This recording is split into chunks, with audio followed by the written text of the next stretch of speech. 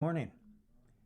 This is George, and for the next half hour, I will be reading from the July 2nd, 2026 issue of the River Rock Times on the Niagara Frontier Radio Reading Service. All right, let us go to something that's been in the headlines recently, the Volker property on the corner of Amherst and Elmwood. Headline: Planning Board approves proposal for Volker's property with one condition. And the article starts. After several years and a public hearing session kept open for 2 weeks, the Buffalo Planning Board on Monday evening approved the long-discussed proposal to build a total of 275 apartments on the site of the former Volker bowling alley at the corner of Amherst Street and Elmwood Avenue. The construction is not likely to begin for quite some time, which is too bad, and development will take place over 2 phases, the first of which will include a 5-story mixed-use building containing 230 apartments and 8,500 square feet of commercial space and 164 parking stalls. The second phase, to come later, will include 2 additional loft-style buildings to make up the additional 45 apartments. Boy, that is a pretty big project. All right, let me go. Prior to the board's vote, a number of residents and nearby business owners did raise some concerns about the kind of businesses that might fill in the commercial space in the first phase. During the previous meeting 2 weeks ago, it was stated by the developer that the space would be divided into 3 parcels for 3 businesses. Those speaking during Monday's public hearing urged SAA/EVI, I'm assuming that's the developer, to reconsider dividing the 8,500 square feet space into smaller storefronts to encourage small businesses to set up shop in the new development. Casimir Garrison, a nearby resident, said he's excited to see the vision for the now empty lot come to fruition and believes it has the opportunity to be a, quote, powerful project. I think there's one concern I have right now. It's a big block of space. If that were to be filled by one commercial renter, it's going to draw from a different population. He said smaller businesses tend to attract from a smaller area, which hopefully encourages bicycles and foot traffic. He said, if you look at Hurdle in South Elmwood, it's very good for small businesses and creates a nice atmosphere. If there was an opportunity to divide up that space to 800 to 1,500 square feet spaces that wrap around into Amherst Street, I think that would be advantageous to everyone, including the residents who live in the new apartments and people who live off-site. Close quote. Those are good points that Mr. Garrison makes. Other concerns raised included the safety of pedestrians, including students leaving McKinley High School and having to cross Elmwood Avenue to catch a bus home at what's already a busy intersection without any changes to traffic patterns or the addition of traffic calming measures. Resident Darius Melvin pointed out that Elmwood Avenue has 2 lanes, plus a turning lane at the intersection with Amherst Street, but Amherst Street itself is only 1 lane in both directions, leading to congestion on all sides of the intersection and traffic sometimes backing up to the Wegmans on Amherst and Bridgman Streets, which is true. I have experienced that myself, but it's livable. Parking remains a point of contention for people in the neighborhood. As one Marion Street resident said, there's very little parking on the street currently. I don't know if he was referring to Amherst Street or Elmwood.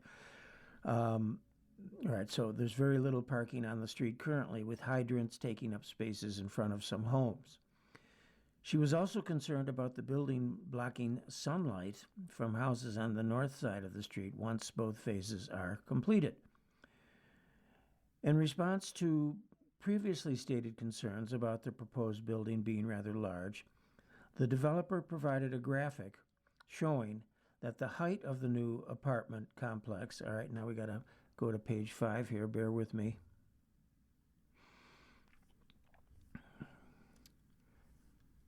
All right, we're getting there. Page 4. I'm scrolling up here. All right, here we go. We go to page 5, and on page 5, there's a diagram of the project, and it's quite impressive, quite large, but I guess that's progress. Anyway, so that the complex here is comparable in size to a handful of buildings along Amherst Street already, including McKinley High School, the Pierce Arrow Building on Great Arrow, and the new glass expansion at the AKG Art Museum. Updated designs also noted that the requirement of one shade producing tree for every 1,000 square feet of non-paved area on the perimeter of the property, in addition to one shade tree for each 30 feet of right-of-way frontage, will be surpassed. Let me start that again. That was a little confusing. Updated designs also noted that the requirement of one shade-producing tree for every 1,000 square feet of non-paved area on the perimeter of the property, in addition to one shade tree for each 30 feet of right-of-way frontage, will be surpassed, with the intended planting of at least 43 trees, compared to the 8 that are required. So that's a good thing. There's going to be a lot of trees. In one phase alone, with trees planted along Marion and Amherst Street and Elmwood Avenue, and at least one tree for every 20 parking spaces in the proposed lots. Well, that sounds good. Connor Kenny, who is the regional director and partner with the firm, SAA/EVI, did agree to the one condition placed on the proposal before the board voted to approve it. And the condition was this: a 5-foot-high privacy fence will be included along the edge of the property where it abuts a neighboring house. Since 2011, Mr. Kenny's property has invested some $430 million in Buffalo, creating 1,300 apartment units across a dozen developments, he said at the beginning of the meeting. He said, "We are super committed to Buffalo. We've done a lot of work here, and we're really excited about this project." I don't blame him. It's a pretty exciting project. He added that he's open to further consideration of how the retail space along the first floor of the building will be divided in the future, including the possibility of flexible spaces that could be adjusted based on the needs of a business tenant. Kenny has previously stated that initial groundwork could begin on the property as early as 2027, pending the sale of the lot to his company. Construction for the first phase would take up to 24 months to complete. So that's interesting. Okay. All right, let me go back to page 1. All right.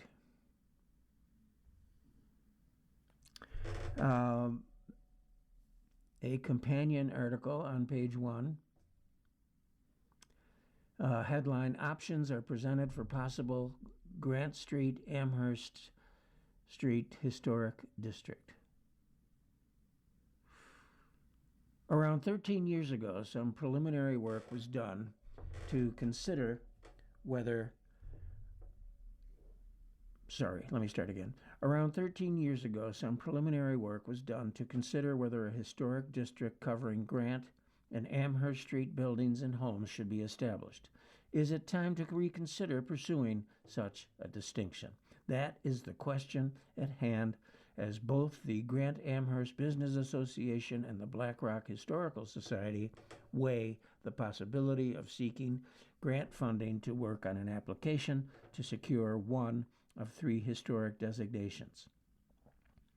Chris Hawley, a city planner with the city's Planning and Zoning Board, introduced by North District Council member Joe Golombek as the father of the, let me start again. So Chris Hawley was introduced by Councilman Joe Golombek as the father of the city's Green Code. Oh yeah, I remember that. It was a couple of years ago. The father of the city's Green Code for restoration, renovation, redevelopment, and new builds, and he walked people through the options during an hour-long meeting on Monday evening. He stressed a handful of times that the meeting was more of an information session to provide some basic information on what each historic district type offers in terms of both benefits and possible hurdles, and start to discuss whether this is something that should be attempted. Hawley said, "My role tonight is not to sell you on the idea. It's not to sell you against the idea. My job here is just to give you the information you need to make a decision as a community. I like historical preservation," said Hawley. "I think a lot of folks take advantage of historic preservation in meaningful ways to promote economic development and tourism and community identity. But my job tonight is not to sell you on anything, but rather to get the conversation started and to see whether the work begun 13 years ago, which is stalled over a lack of consensus, is worth resuming." Communities consider historic districts. All right, got to go to page 6 here. Bear with me.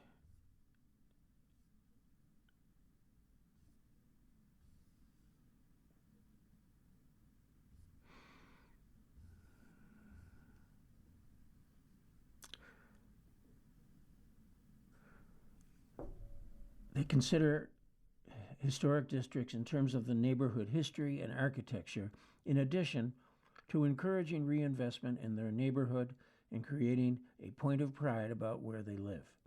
Historic districts, depending on what type is chosen, offer benefits usually in the form of tax credits and grants. All right, well, this might be a little tedious. I'll keep going. But when I sense that we're bogging down in the weeds here, so to speak, I will move to another area of interest.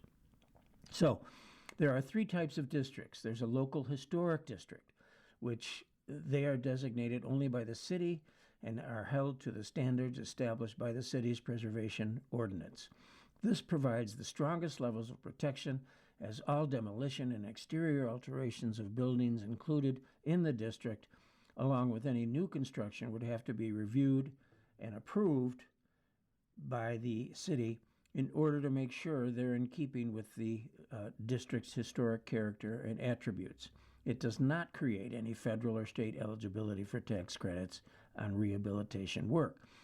The second type of district is called Certified Local Historic Districts, as recognized by the Federal Secretary of the Interior and the National Park Service as substantially meeting the requirements of the National Register, and as a result, quote, contributing properties, close quote, are eligible for historic tax credits. Any renovations or substantial changes or work on a contributing party would need certification and project approval from the National Parks Service or the State Historical Preservation Office. Owner-occupied homes in a certified local historic district qualify for state-level historic homeowner tax credits, which is interesting. So it's not just something that can benefit commercial property owners, but also private owner-occupied homes, and that's certified local historic districts. Okay, the third and final category is National Register, capital letters, historic districts that are formally recognized at the federal level and listed in the National Register of Historic Places after review by the National Park Service and State Historic Preservation Office, and provides federal and state tax credit opportunities for contributing properties, both businesses and owner-occupied homes.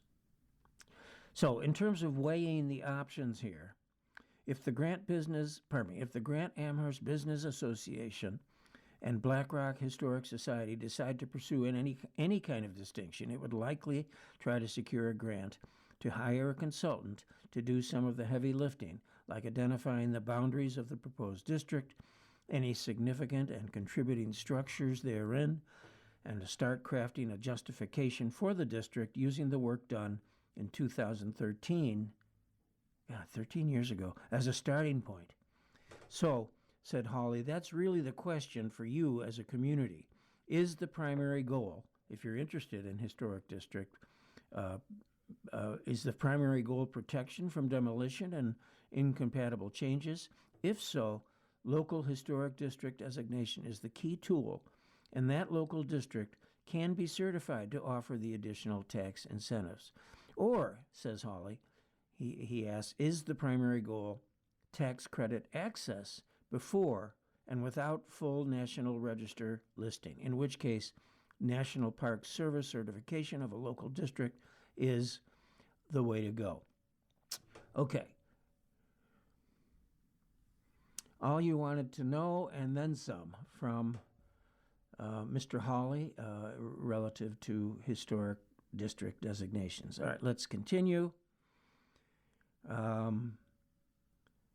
Relative to the heat wave that Buffalo's been experiencing this summer, the city of Buffalo is encouraging residents to take precautions as high temperatures and dangerous heat, I should say, continue across western New York by utilizing the city's cooling centers and staying hydrated.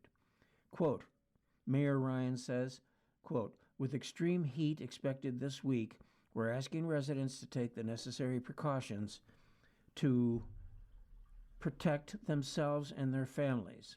If you don't have access to air conditioning, please visit one of our cooling centers, drink plenty of water, avoid prolonged time outdoors during the hottest parts of the day, and check in on older neighbors and loved ones. Lawrence Pernick, Jr., Executive Director of the Northwest Buffalo Community Center at 155 Lawn Avenue, says they are a cooling center, open Monday through Friday, 8 a.m. to 4 p.m. And that's, again, the Northwest Buffalo Community Center. No, yes, that's correct. This Friday they are closed, however, due to the 4th of July holiday.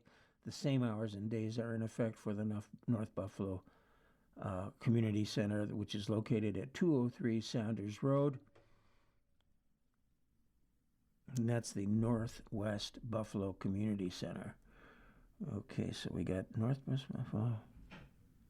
Okay, so there's the Northwest Buffalo Community Center and there's the North Buffalo Community Center. So there's two places that are available for people to take precautions at these cooling centers. That's what they're called, a cooling center. Okay, that's the end of that article. All right, let's move on to the next page.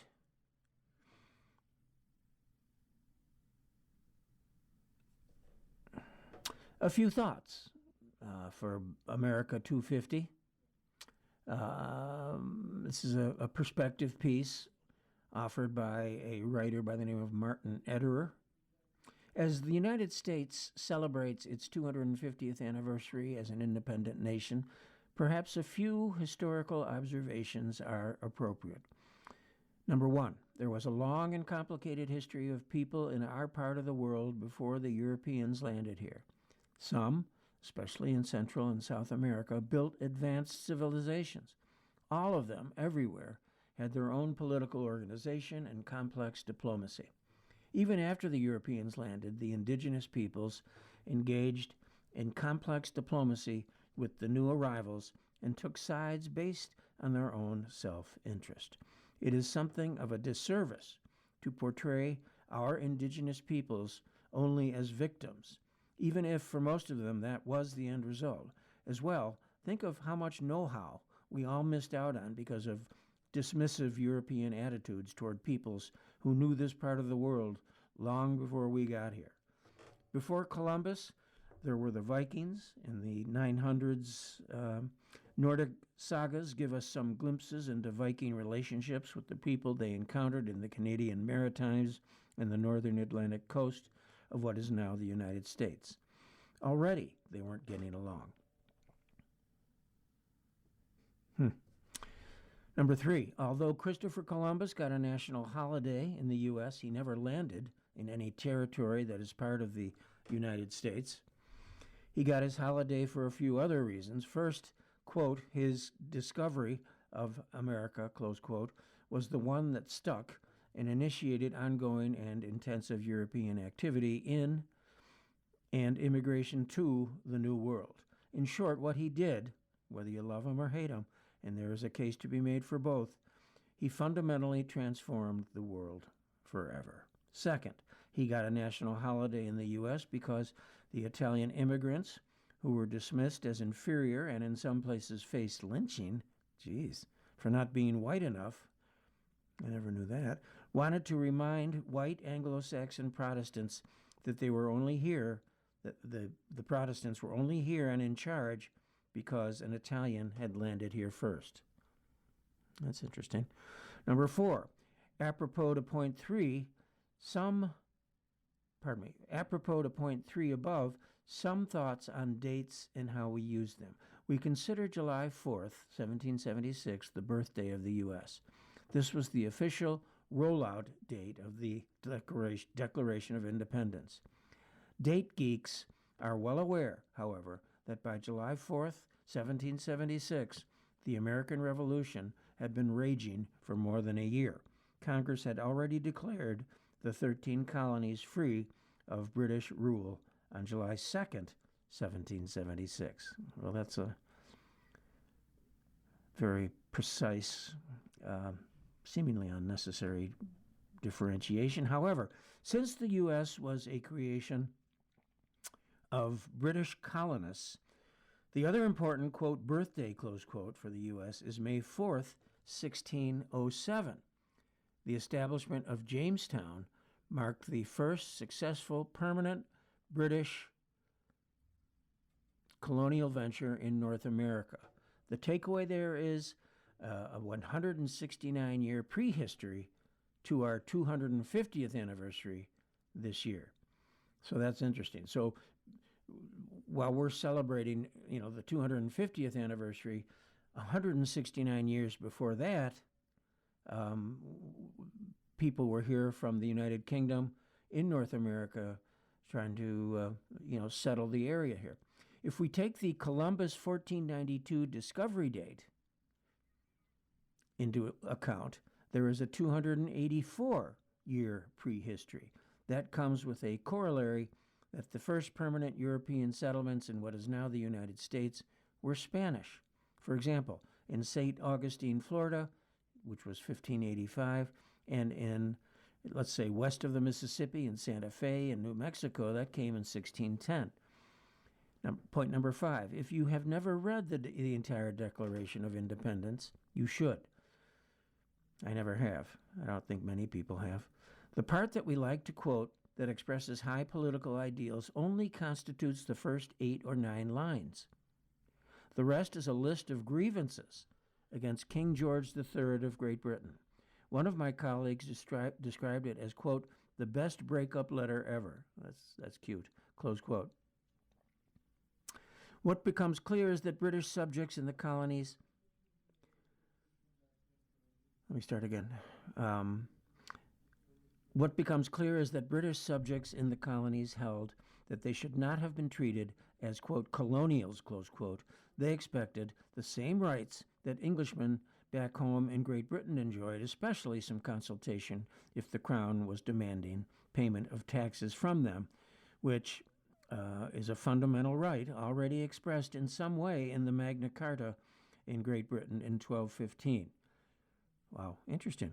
The other fun factoid is that for many Brits, George III came to be viewed as a welcome change from his haughty predecessors. That's news to me. The American view is obviously very different. Isn't it funny how politics never really changes? Point number 6, it is sometimes important to remind ourselves that as important as a baseline national narrative is, there are numerous side stories and smaller yet interesting stories hiding out behind the bigger narrative that we really all should master only as a starting point. Well, I mean, yes, but I mean, do we all have the time to do that? In the angry either-or debates that often dominate political invective about teaching American history, a practical and honest approach should dominate. There's room for all the stories, but not always the time to tell them all. That's when some sensible decisions become important. Trying to get a sense as to whether this article goes on pretty far, and I think I'm going to stop. It's an interesting article. I don't mean to diminish its importance and interest level, but I just want to move on to see if there's anything else. Here's kind of a bad news type of article. Erie County District Attorney Michael Cain announced that Samuel Bear, 45 years of age, of West Seneca, was sentenced July 1, receiving an indeterminate sentence of 2 to 6 years in prison. And his driver's license was revoked for 6 months. On September 25th, 2024, at about 10:56 p.m., the victim fell onto the road while crossing at an intersection near Elmwood Avenue between Hurdle and Hinman Avenue in North Buffalo. A Good Samaritan, who was stopped at the red light in the northbound lane, exited his vehicle to try to help the victim and stop oncoming traffic. The defendant was driving his pickup truck south on Elmwood Avenue when he drove through the green light and hit the victim in the roadway. After the impact, the defendant veered into the northbound lane and onto a grass-covered lot before he continued to drive south on Elmwood Avenue. The defendant left the scene of an incident resulting in death without notifying the police. The victim, 59-year-old Joseph Donmessy, was taken by ambulance to ECMC, where he was pronounced deceased. And that is a sad story. I guess that's what we live with here. All right, a few more articles of interest here.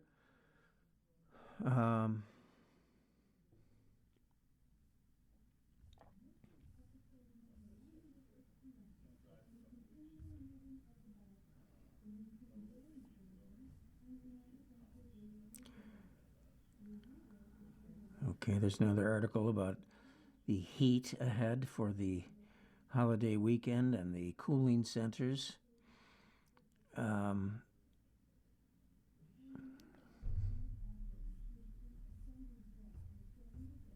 I guess I've...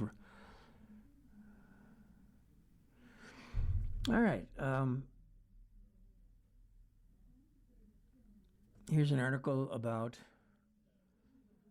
July 4th cookout baskets. The article starts, the headline, July 4th cookout basket costs are roughly the same share of a median weekly paycheck, 0.6%, as it did in 2016, 10 years ago. Interesting. All right, ahead of America's 250th Independence Day, Oxylab's research turned a decade of publicly available data into a picture of barbecue affordability, tracking inflation-adjusted prices on every major ingredient from 2016 to 2026. Everyone says barbecue items are more expensive, but the data shows that it takes the same bite out of an average American's paycheck as a decade ago. Key findings include beef is up 32%, cheese, tomatoes down 17%. The result, your burger costs about 11% more than in 2016.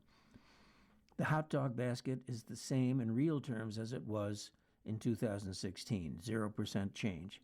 Soft drink prices have risen 30% in real terms since 2016, with costs peaking in early 2024.